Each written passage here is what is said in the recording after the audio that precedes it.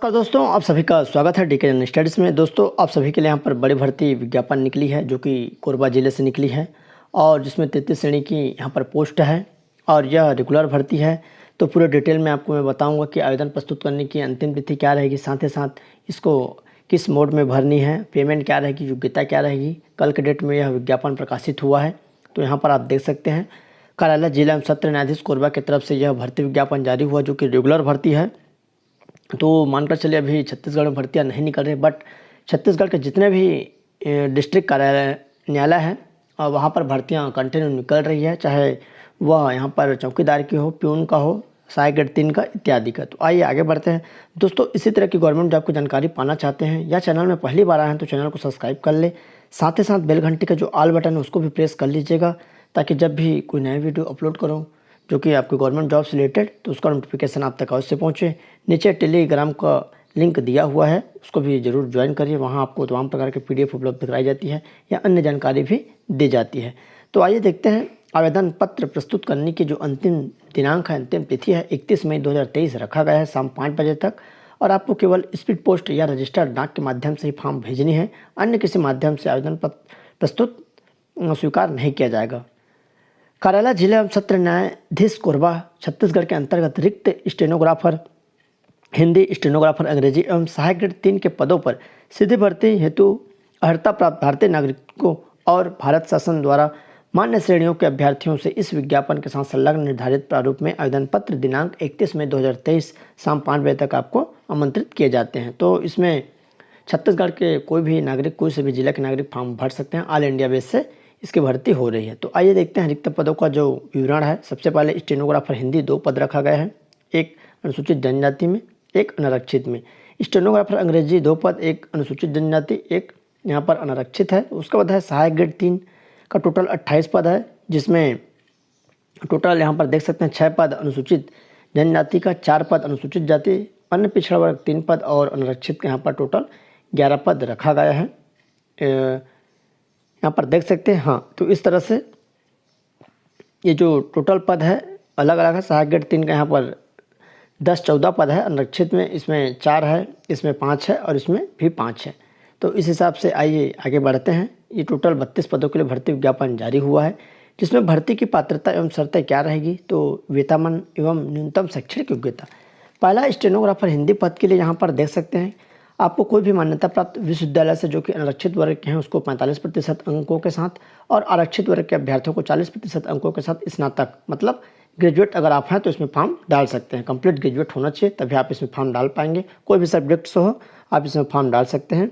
छत्तीसगढ़ या मध्य प्रदेश शीघ्र लेखन तथा मुद्र लेखन बोर्ड या शासन द्वारा मान्यता प्राप्त समकक्ष बोर्ड से हिंदी शीघ्र लेखन परीक्षा उत्तीर्ण, diploma in computer application DCA के साथ MS वर्ड या PGD से भी चल जाएगा, या कोई आप दूसरा कोर्स किए तो भी चल जाएगा। इंटरनेट का न्यूनतम ज्ञान हो, अभ्यर्थी की कंप्यूटर में हिंदी टाइपिंग की गति 5000 प्रति घंटा होना चाहिए। हिंदी शीघ्र लेखन परीक्षा उत्तीर्ण न होने वाले अभ्यर्थी आवेदन प्रस्तुत न करें। स्टेनोग्राफर अंग्रेजी पद के लिए यहाँ पर सेम रखा गया 45% अंकों के साथ आरक्षित को और 40% अंकों के साथ जो आरक्षित है उसको स्नातक पास होना अनिवार्य है, ग्रेजुएट। और सेम है यहाँ पर अंग्रेजी शीघ्र लेखन जो परीक्षा है वो उत्तीर्ण होना चाहिए, उसका प्रमाण पत्र आपके पास होना चाहिए। और कंप्यूटर में 1 वर्ष डिप्लोमा या उससे अधिक किए हैं तो भी चल जाएगा। MS वर्ड या इंटरनेट का ज्ञान हो। अभ्यर्थी की कंप्यूटर में 5000 की डिप्रेशन होना, अंग्रेजी में टाइपिंग होना अनिवार्य है। अंग्रेजी शीघ्र लेखन परीक्षा उत्तीर्ण न होने वाले अभ्यर्थी आवेदन प्रस्तुत न करें। अब है जो महत्वपूर्ण है सहायक ग्रेड 3 पद के लिए जो पेमेंट है वेतनमान 4 का दिया जाएगा 19,500 और 1900 ग्रेड पे में रहेगा। बाकी जो ऊपर में है ये 2800 ग्रेड पे में रहेगा दोनों पद। ये बड़ी भर्ती है, बड़ा पोस्ट है स्टेनोग्राफर। उसके बाद यहाँ पर सहायक ग्रेड 3 के लिए जो योग्यता है इसमें भी सेम है 45% अंकों के साथ स्नातक आरक्षित वर्गों को और 40% अंकों के साथ स्नातक आरक्षित वर्ग को। यह अनारक्षित का है, सामान्य का और आरक्षित का। उसके बाद है डिप्लोमा इन कंप्यूटर एप्लीकेशन में DCA सेम है, MS वर्ड या इंटरनेट का ज्ञान चाहिए। DCA PGD से किए तो आप इसमें फॉर्म डाल सकते हैं। अभ्यर्थी की कंप्यूटर की हिंदी टाइपिंग 5000 की डिप्रेशन होना चाहिए। इसमें कोई अलग से प्रमाण पत्र देने की आवश्यकता नहीं है। अगर आपने DCA या PGD से किए हैं तो इसमें फॉर्म डाल सकते हैं। आयु सीमा एवं पात्रता की अन्य शर्तें। तो आइए देखते हैं आयु सीमा क्या रहेगी। प्रत्येक ऐसे अभ्यर्थी पात्र होंगे जिनकी आयु दिनांक 1 जनवरी 2023 को कम से कम 18 वर्ष हो, अधिकतम 35 वर्ष और छत्तीसगढ़ के निवासियों के लिए यहाँ पर जो छूट मिलेगी, छूट मिलाकर 45 वर्ष रहेगा और सामान्य के लिए जो अनारक्षित है उसके लिए 40 वर्ष तक रहेगी। छत्तीसगढ़ राज्य के निवासियों को यहाँ पर छूट रहेगा, जो छूट मिलती है। और आयु संबंधी प्रमाण पत्र के लिए हाई स्कूल का अंक सूची आपको यहाँ पर देना पड़ेगा। उसके बाद आइए नीचे देखते हैं जो और डिटेल है कि इसकी जो चयन सूची है कैसे रहेगी। अन्य शर्तें, अभ्यर्थी यदि एक से अधिक पदों के लिए आवेदन प्रस्तुत करना चाहता है तो प्रत्येक पद के लिए पृथक पृथक निर्धारित प्रारूप में आवेदन पत्र लिफाफे के ऊपर अभ्यर्थियों को स्पष्ट रूप से यहाँ पर लिखना है। आवेदित पद का नाम एवं कार्यालय का नाम अंकित करना अनिवार्य होगा। दोस्तों, इसका PDF और फॉर्म का फॉर्मेट आपको टेलीग्राम ग्रुप में मिल जाएगा, तो आप टेलीग्राम में जाकर सीधे DK जनरल स्टडी सर्च करेंगे तो आपको मिल जाएगा।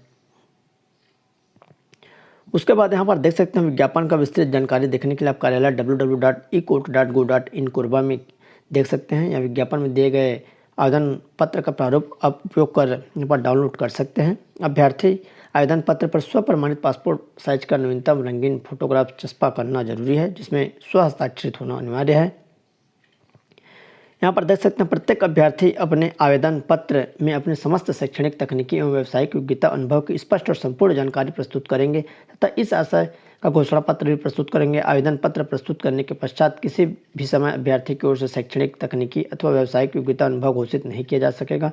अभ्यर्थी द्वारा शैक्षणिक, तकनीकी एवं व्यावसायिक योग्यता के संबंध में दी गई जानकारी अपूर्ण अथवा असत्य पाई जाती है तो चयन प्रक्रिया के किसी भी क्रम पर अथवा नियुक्ति होने की स्थिति में नियुक्ति की किसी भी समय पर निरस्त समाप्त किया जा सकेगा और उसके विरुद्ध वैधानिक कार्रवाई भी की जाएगी। अभ्यर्थी की नियुक्ति के पश्चात उक्त तथ्य ज्ञात होने पर अभ्यर्थी को कृत ऐसे गंभीर कदाचार माना जाएगा तथा केवल उसी के आधार पर उसे सेवा से पृथक किया जा सकेगा।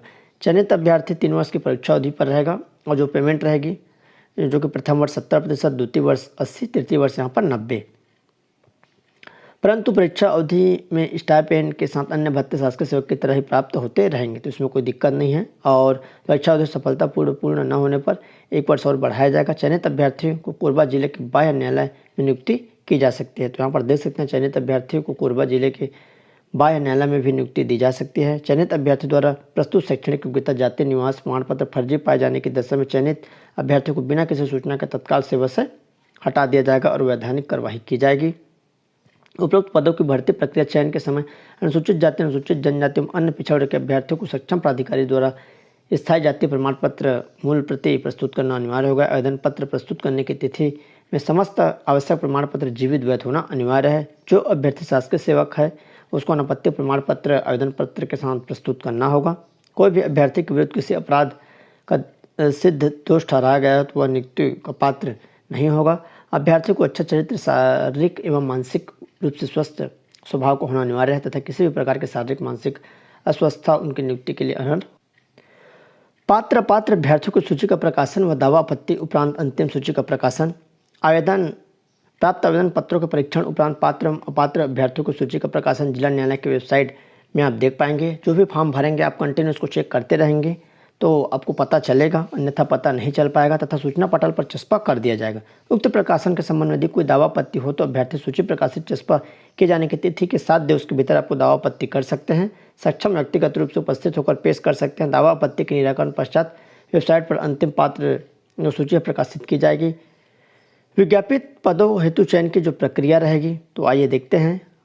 पदवार आवेदन की संख्या अधिक होने पर विज्ञापित पदों की निर्धारित न्यूनतम शैक्षणिक योग्यता में प्राप्त अंकों की पूर्णता सूची के आधार पर एक पद पर 10 के अनुपात में वर्गवार मेरिट सूची तैयार की जाएगी, जिसके अनुसार अभ्यर्थियों को कौशल परीक्षा हेतु बुलाया जाएगा। समान अंकों की दशा में जन्म तिथि के आधार पर वरिष्ठता को कौशल परीक्षा दी जाएगी। जन्म तिथि समान होने पर अंग्रेजी वर्णमाला के अनुसार जिस अभ्यर्थी का नाम प्रथम आएगा उसे कौशल परीक्षा हेतु अवसर प्रदान किया जाएगा। स्टेनोग्राफर हिंदी पद के लिए कौशल परीक्षा ली जाएगी। कुल 500 अंकों का, समय सीमा 45 मिनट रहेगा। अभ्यर्थी को 100 शब्द प्रति मिनट की गति से 5 मिनट का हिंदी श्रुत लेखन दिया जाएगा, जिसे कौशल परीक्षा के कुल निर्धारित समय 45 मिनट में शेष 40 मिनट की सीमा में शुद्धता से कंप्यूटर में उबंटू लाइनेक्स सिस्टम के लिब्रे ऑफिस में यहाँ पर टाइप करना है। प्रत्येक छोड़े गए शब्द एवं अशुद्ध त्रुटि के लिए 1 अंक काटा जाएगा। स्टेनोग्राफर अंग्रेजी पद कौशल परीक्षा हेतु वहाँ पर सेम रहेगा, देख सकते हैं उसी में लिखा जाएगा और इसमें भी सेम चीज़ दी गई है। सहायक ग्रेड 3 के लिए कौशल परीक्षा ली जाएगी 260 अंकों का और यहाँ पर 10 मिनट का रहेगा। अभ्यर्थी को 250 शब्दों के गद्यांश को निर्धारित समय 10 मिनट में शुद्धता से कंप्यूटर में उबंटू लाइनेक्स सिस्टम के लिब्रे ऑफिस एवं यूनिकोड फ्रंट में यहाँ पर टाइप करना होगा और प्रत्येक छोड़े गए शब्द एवं अशुद्धि त्रुटि के लिए 1 अंक काटा जाएगा।